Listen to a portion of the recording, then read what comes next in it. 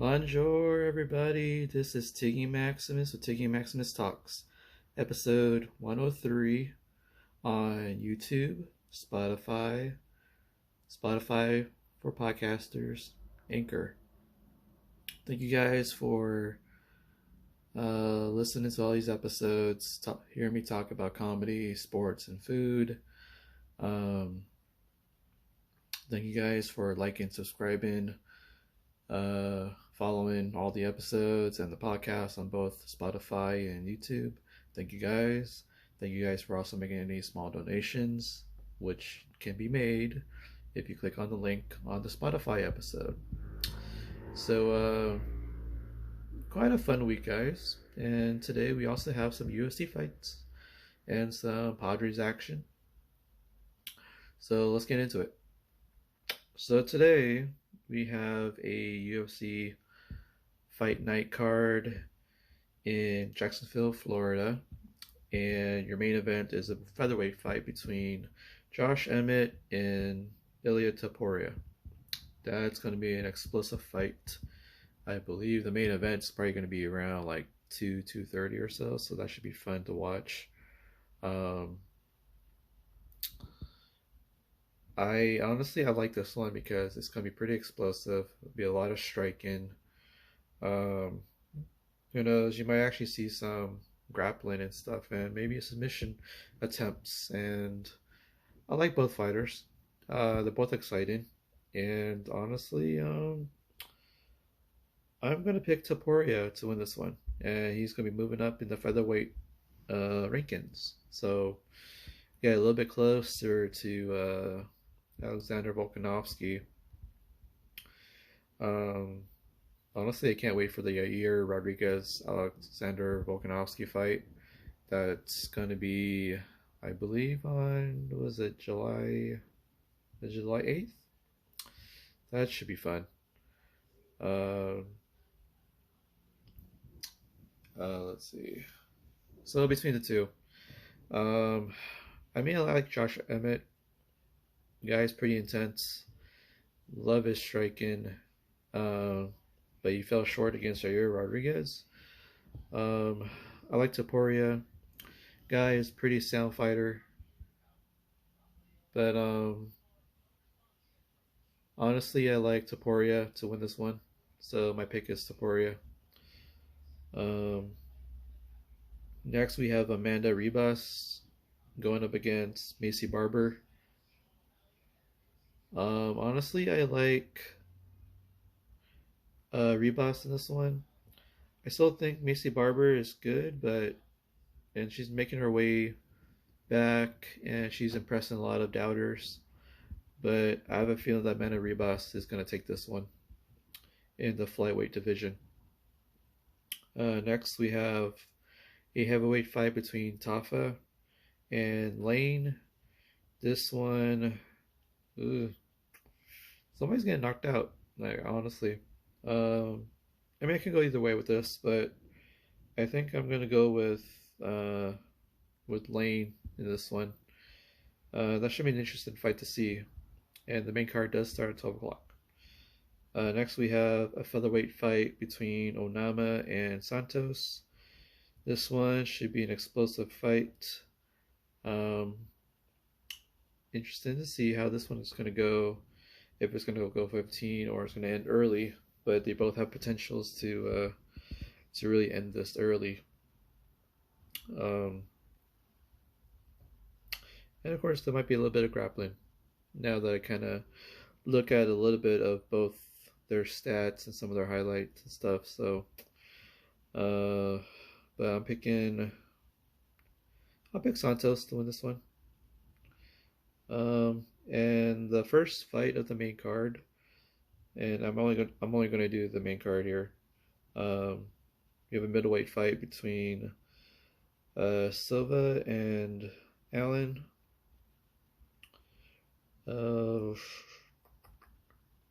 This could have a lot of things actually: submissions, striking, grappling. So to me, is more of a 50-50 coin flip. I'm gonna go with Allen. Allen should win this fight. So, um, those are my picks for UFC Fight Night, Jacksonville, Florida. Emmett versus Topuria. Uh, so follow those picks. Um, watch the fights. I think they're on ABC, ESPN Plus. I gotta admit, having the Disney Plus bundle is a great deal.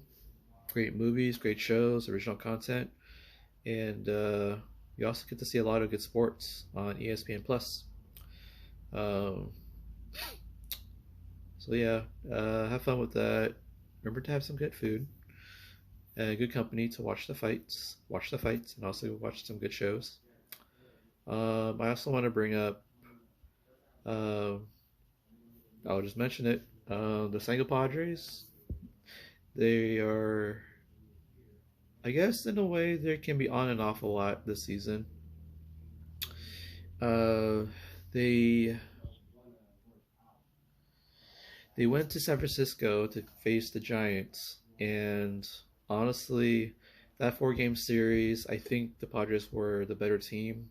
But when it comes to closing out games, the Giants managed to find ways to claw back into the game, no matter how far ahead the Padres are.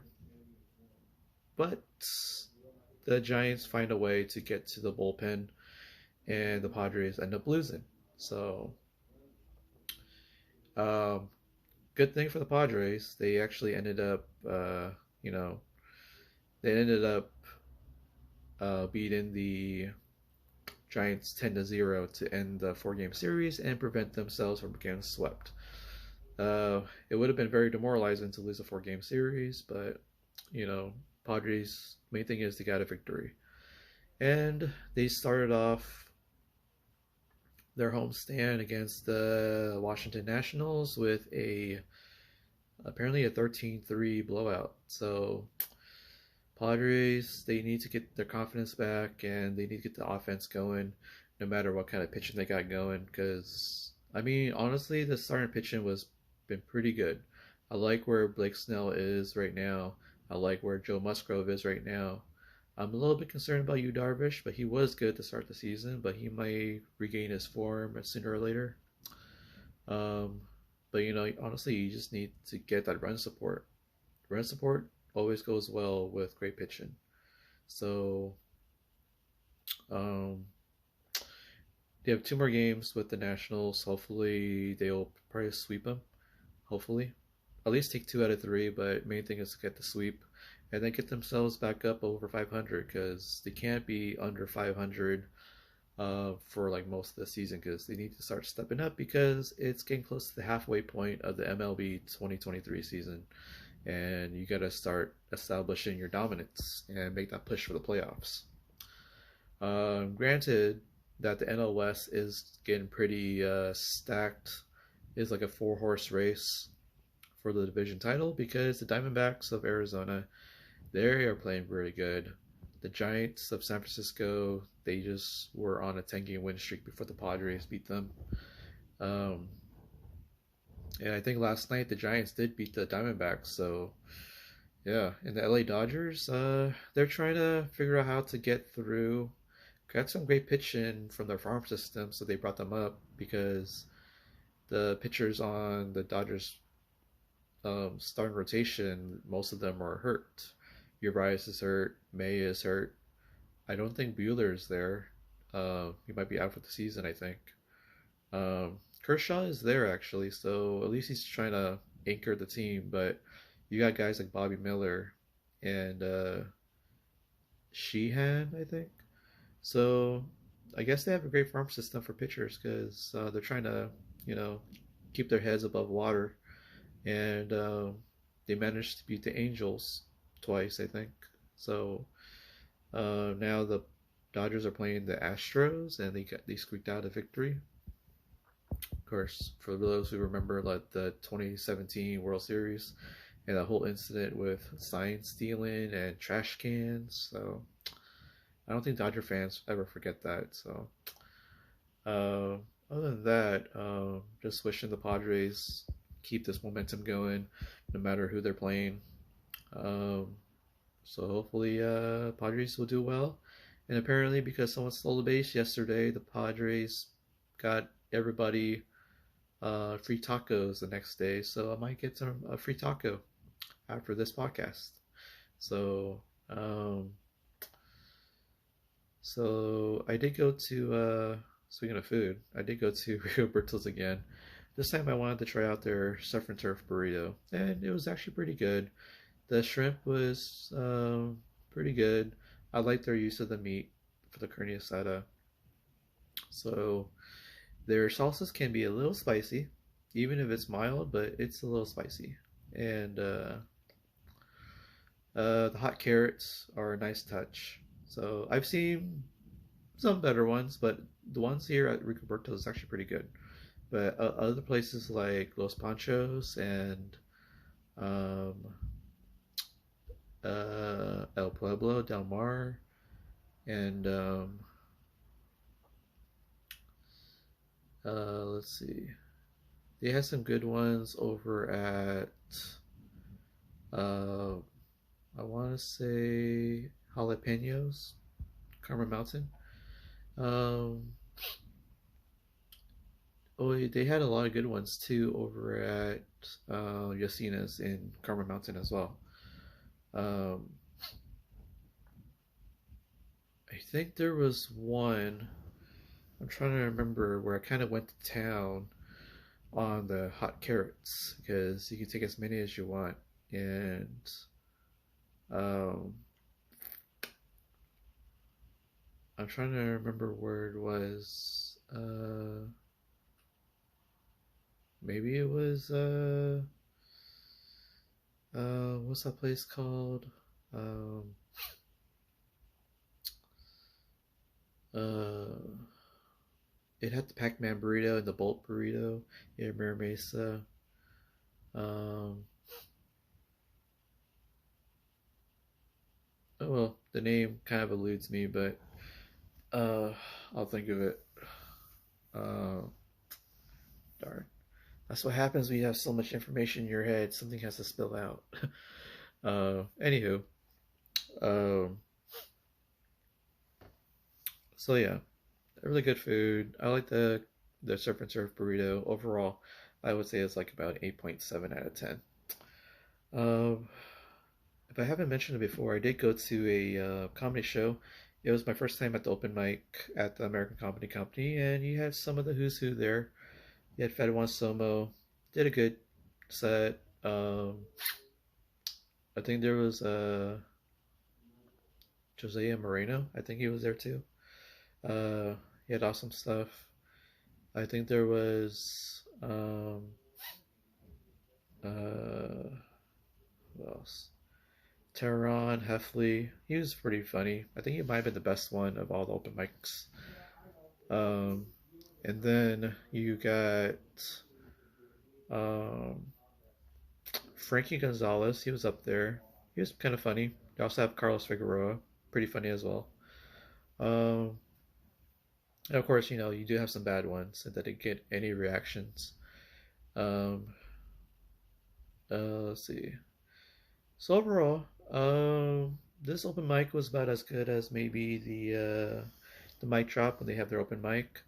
I would say it's probably better than the Comedy Store one, from what I can remember, um, and better than the Madhouse actually. Um, so yeah, I mean, I would go there again for another Tuesday night open mic just because, just give you a reason to go down to downtown on a Tuesday night. But overall, I'll say it's pretty good. And then I went to a comedy show on Thursday.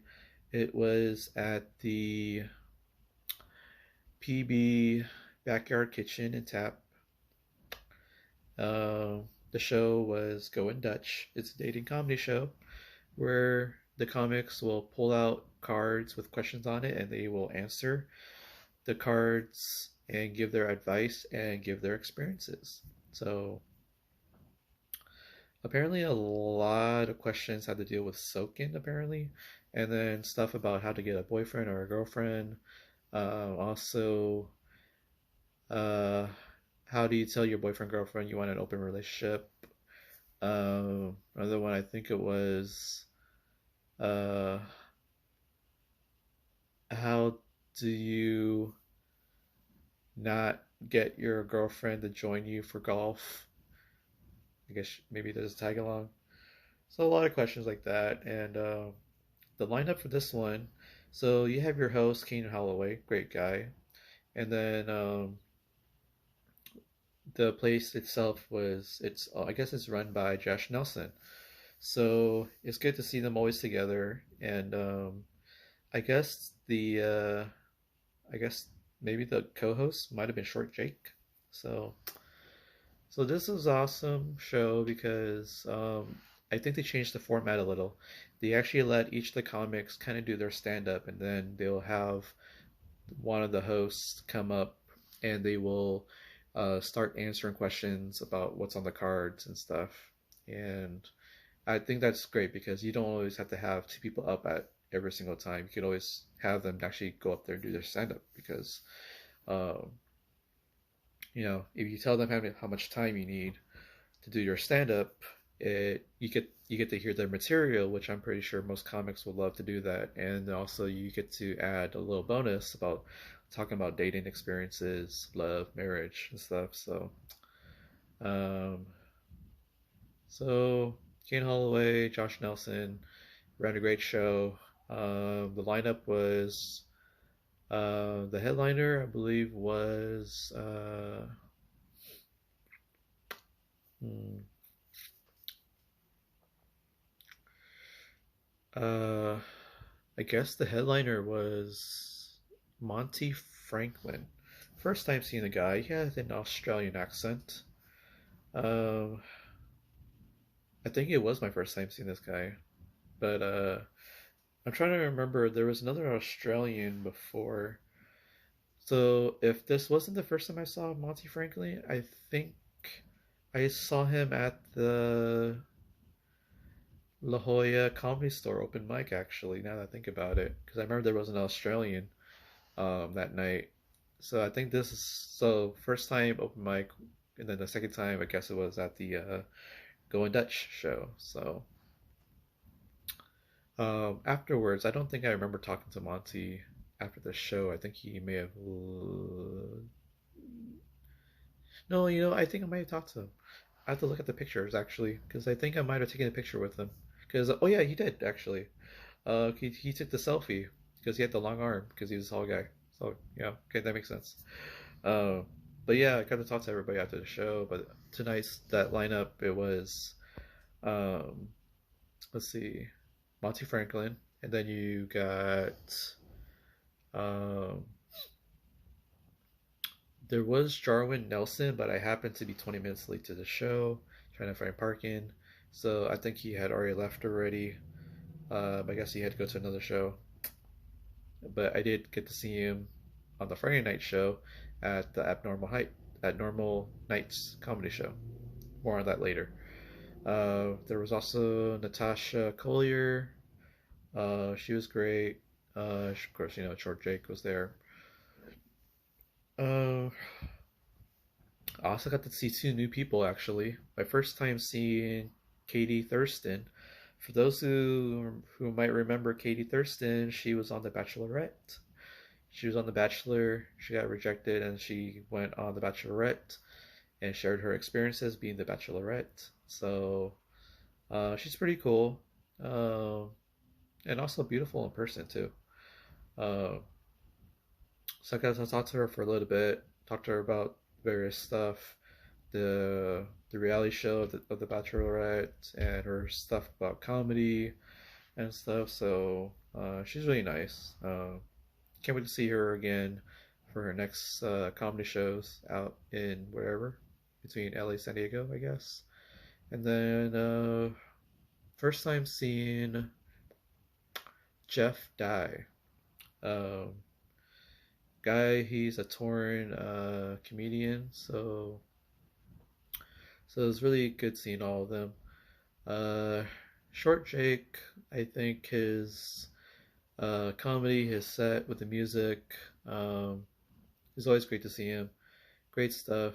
Uh, I would say um, 8.4 for his comedy. Uh, uh, let's see. Natasha's, I think hers was like maybe an 8 out of 10. She did ask a question about what Raylan was. So, and I think Jake was with her. So, Jake, I think, had to explain what Raylan was. So, that was kind of a funny segment. Um, Katie, I think she talked about more about her dating experiences, and I thought she was a decent 8.5 for a comedy. She even talked about how two guys that she had picked had already quit the show. So so it was kind of cool hearing of what happens behind the scenes.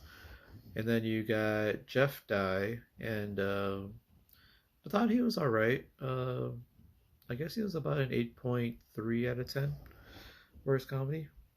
Um, and then I can't really talk about Jarwin because I didn't see him actually, but I wish I did. But more on that. I did get to, so I saw Monty's. Well, actually, no, Josh Nelson. His comedy, I think it was like uh, an 8.4 for his segment. Kane Holloway, I think his was about maybe 8.3 out of 10. Um, and then Monty's, I think his was like maybe an 8.2.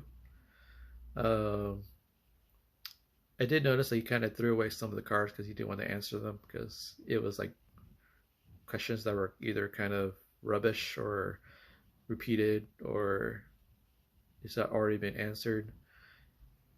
Um, but overall, it was a funny dating comedy show. I enjoyed myself. It actually was a little better than the last one, and there's no mic problems this time actually, so that's actually pretty awesome. And of course, great service. I actually got to try out the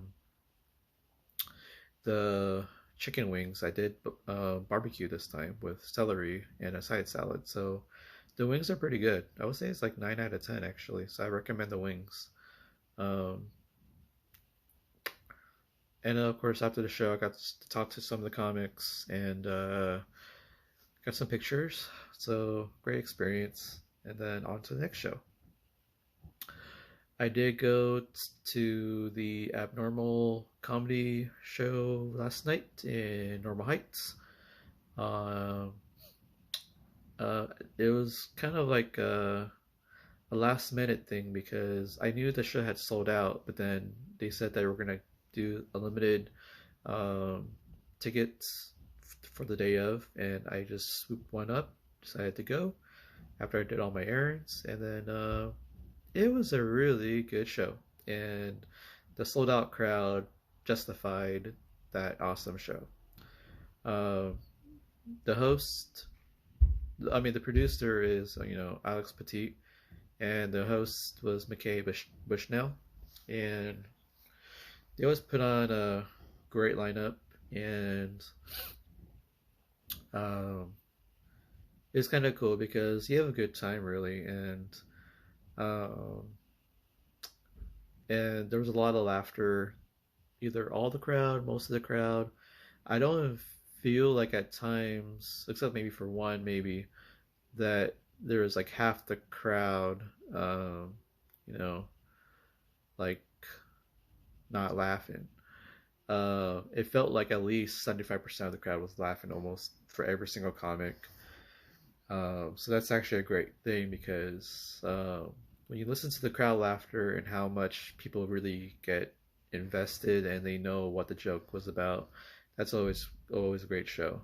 And so McKay Bushnell went first, and he talked about getting out of like the I guess the Mormon Fellowship or something, and what life is like after being a Mormon. So uh, I would say his stuff was pretty decent. I would say he was like an 8.2 out of 10. Um, Next up, I believe it was Josiah Moreno. So I think this might have been like the second or third time I've seen him do a live, like a full set. And he was really funny. He got the crowd going. I think he was like maybe an 8.5 for his set. So he talked about how, some people came up to ask him what kind of Asian or part Asian he was. And uh, he says that he's not part Asian, but then he says the best that he could do is Filipino. And that got a big laugh. Um, overall, I got to talk to him. We officially met for the first time actually last night. So introduced myself, and he's a cool guy. He mentioned that there's actually another comedy reviewer out there who writes articles, and that's actually kind of cool to hear. And so yeah, Josiah, great stuff. He's he's gonna do pretty well. Um, and then I believe next one was Jarwin Nelson. I got to meet him and got to talk to him for a little bit. Got some pictures. Cool guy. I know he has to run all the time, so it's amazing to have a couple minutes just to talk to him and get a picture. Funny guy. His set was pretty funny. The black speech, playing pickup ball with um, naked guys, I guess. And he talked about how when someone tried to dunk on Jarwin Nelson, that the guy's penis may have grazed his face or lips, and then he kind of acted out the how close it was, and that got everybody laughing. And honestly, I think Jarwin's set was an 8.9 out of 10. He did have some great dating advice for men and women. If you want to have some free game, um, I guess guys got to bring flowers to I guess on a date, first date maybe, and then I guess for the women, uh, I guess what was it? Um, I guess it was uh,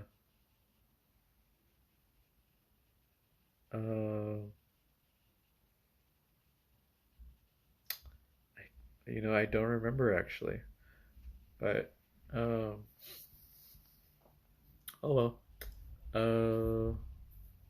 Well, I mean, overall, just believe me when I say that he has some great dating advice.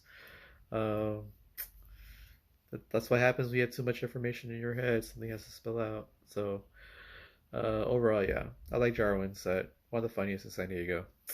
Um, and then uh, we have uh, let's see, let's see. Okay. I remember there was an Audrey Hebert. Um, Out of all the comics, I think uh I mean they're all good, but if someone was the least good of the group, it might have been Audrey. I think it's because it was her version of doing a bunch of one-liners after one after another. Um,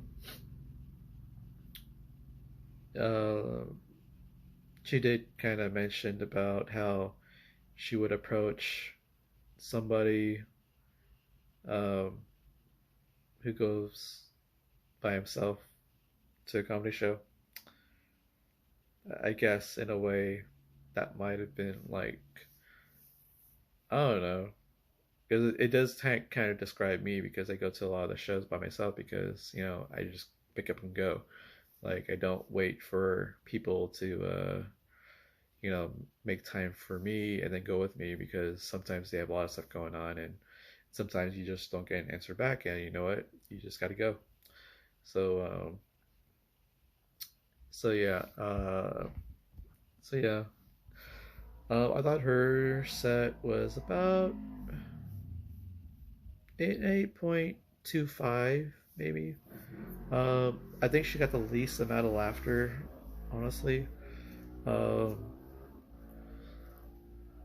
but overall, I would say she had a good set though. Um, Next, I think it was um, Alex Petit. He kind of went on just to kind of go over some stuff and thanking the crowd for coming. Um,